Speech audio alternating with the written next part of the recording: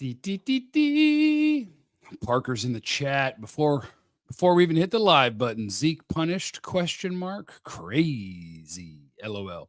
Yeah, Zeke Elliott will not be playing for the Cowboys today. Zeke Elliott is not in Atlanta today as they get ready to take on the Atlanta Falcons. And the reports are that Zeke probably didn't take the idea that he's not going to be one of the top 2 running backs. And, well, honestly, he probably didn't take the idea that he's not going to be active today anyway very well, and was probably not the most polite person to those who broke the news to him. And so he's not even traveling, which just makes it an even bigger story than it was already going to be. And it's dumb that this was going to be a story because it should have never been a story. It shouldn't have been a story all year because Zeke should have never been here. Jerry Jones did this. Jerry Jones caused this. The shout out to John Owning and Dave Hellman, who have both seen say something very similar. How interesting is it for the Cowboys that the guy that was brought in mostly for good vibes is now the guy responsible for the bad vibes? Boy, here's an implosion for you. And this is Jerry's fault. This is exactly why Zeke should have never been here. You can't do it. You can't do it. It would be like bringing Dez back a year ago or something, right? When a guy is done, or at least done being a starting caliber player. When a guy's done, you can't bring him back to where he's the most beloved. It's stupid. It sets this up. Did he punch someone in the face? No, he was just going to be inactive. He was going to be inactive. He didn't like that. And he told people about it. And so now instead of being inactive and being in Atlanta, he'll be inactive and he'll be at home. And it's silly.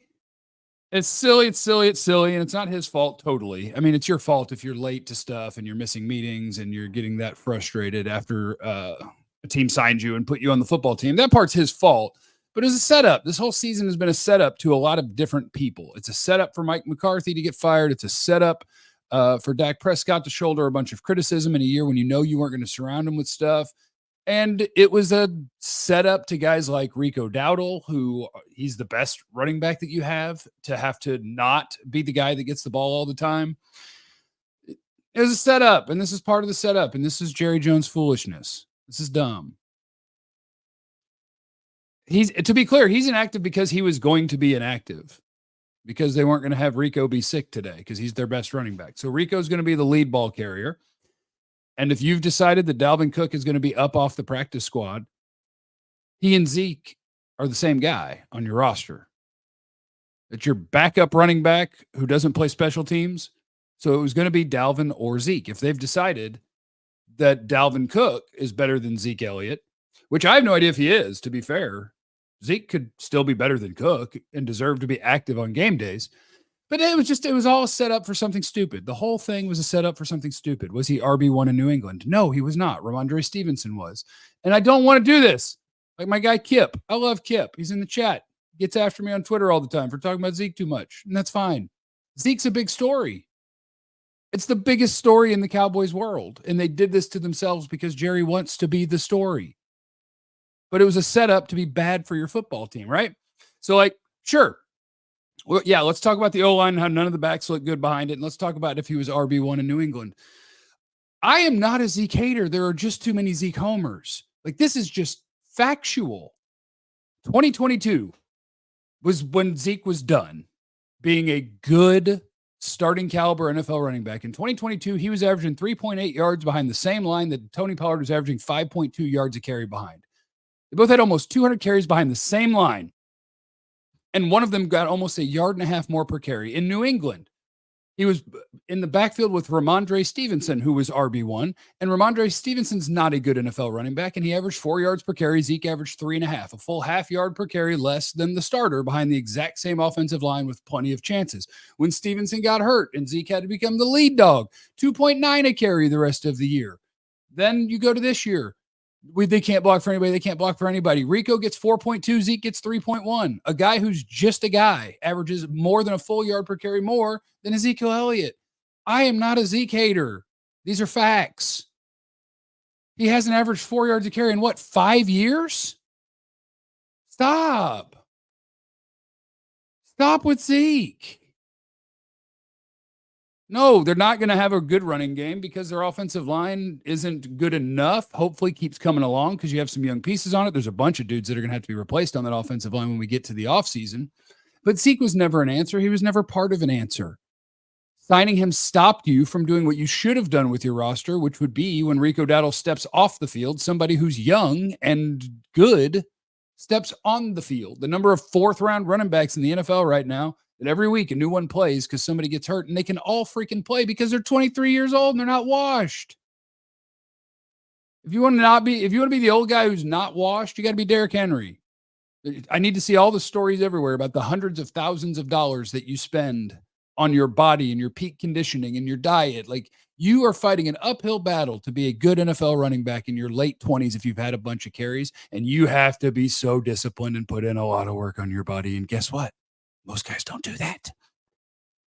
It's not Zeke, it's Jerry Jones and family. Stop putting that on the running back. Yeah, it's both. It's both.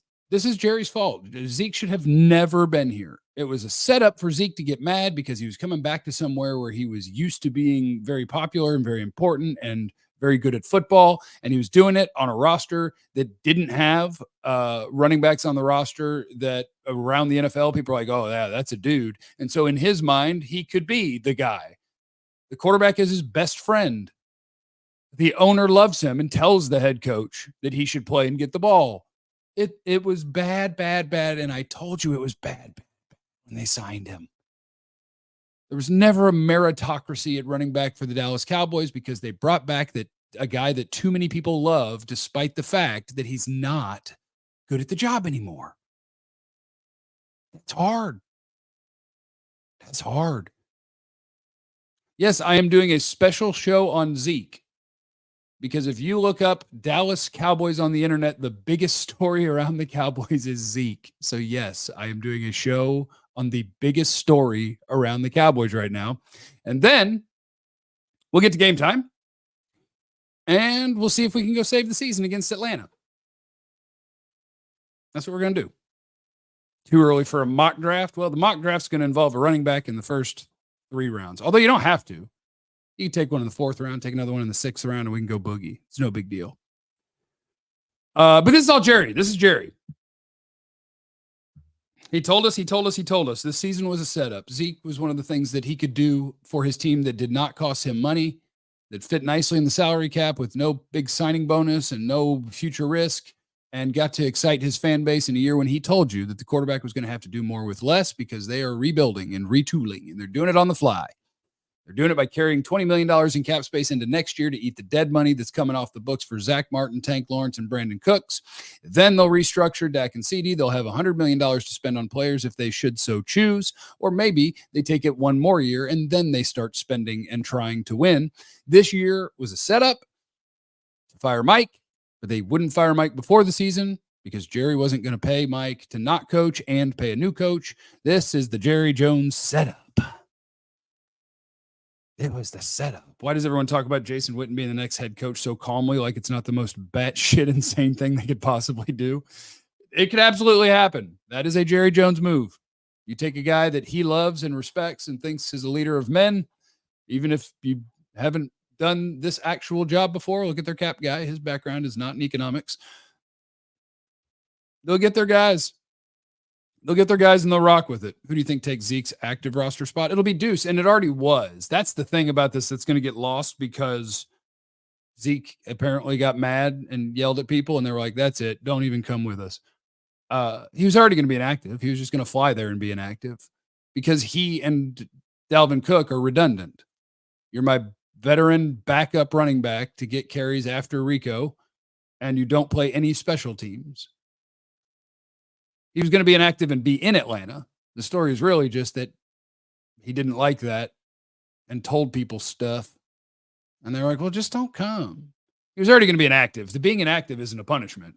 The don't come to Atlanta was a punishment. Just don't be with the team. That's all. That's all. Let's lose out. That's the best case scenario right now. Season on the line today. Season on the line. If they lose, my eyes will turn draftward I mean, we'll still do a show 4 days a week, Monday, Tuesday, Thursday, Friday on youtube.com/@DLLS_sports, 11 a.m. to 12 noon. And I'll still do a pregame and a postgame. How bad is the hangover, Jeff? I'm actually not hungover, I don't think, or at least not bad. Why don't they just cut him? They should. Yeah, there's no reason to have him now. But again, that goes into, why he should never been signed. If this were Deuce Vaughn, that we're told he was going to be inactive and threw a fit and cussed out the coaching staff, he's cut that day. Not Jerry's guy. That's why he shouldn't have been here. You were setting yourself up to give special treatment to a guy who's not a special football player. Every football team treats people differently. Des Bryant was late to a lot of things. He was awesome.